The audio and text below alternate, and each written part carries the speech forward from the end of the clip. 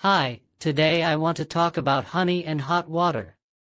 It's a traditional combination rooted in many cultures and often used for health and wellness purposes. When you mix honey with hot water, it dissolves easily, making it a popular addition to teas, tonics, and morning drinks.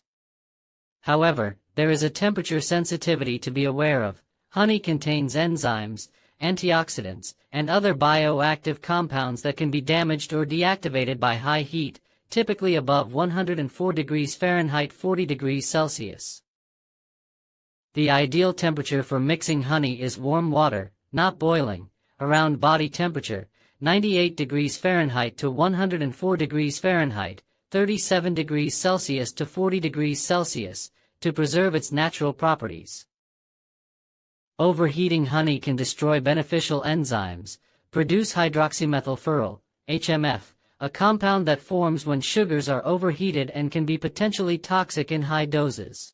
The takeaway: never boil or heat honey above 103 degrees Fahrenheit 40 degrees Celsius. It may become harmful instead of helpful. Thanks for your attention. I will be back with more wellness tips.